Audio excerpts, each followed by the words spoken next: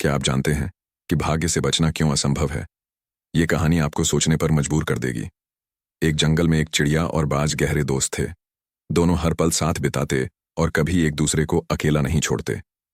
एक दिन चिड़िया ने देखा कि यमदूत उसे देखकर मुस्कुरा रहा है। उसने घबराकर बाज से कहा, मुझे डर लग रहा है। यमदूत मुझे देखकर मुस्कुरा रहा है, कहीं मेरी मौत नजदीक तो नहीं? बाज ने उसे दिलासा दिया, चिंता मत करो, ऐसा कुछ नहीं है। अगले दिन भी कुछ ऐसे ही हुआ और फिर से चिड़िया ने घबराकर बाज से कहा, मुझे डर लग रहा है। यमदूत मुझे देखकर रोज मुस्कुराता है। अब बाज को भी लगने लगा।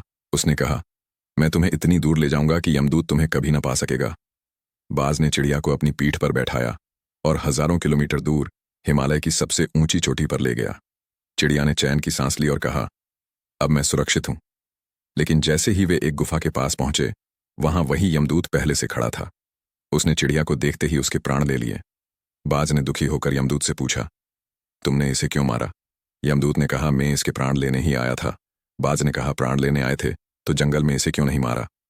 यमदूत ने शांत स्वर में कहा, इसकी मौत यहीं लिखी थी।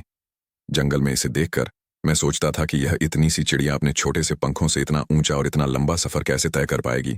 लेकिन भगवान सब वैसे ही करता चला जाता है जो होनी होती है। अब तुम ही देख लो, तुम खुद इसके परम मित्र इसे यहां तक ले आए। सीख, भाग्य से बचना असंभव है। जो लिखा है वह होकर ही रहता है। प्रयास करें, लेकिन भाग्य के सामने झुकने की तैयारी भी रखें।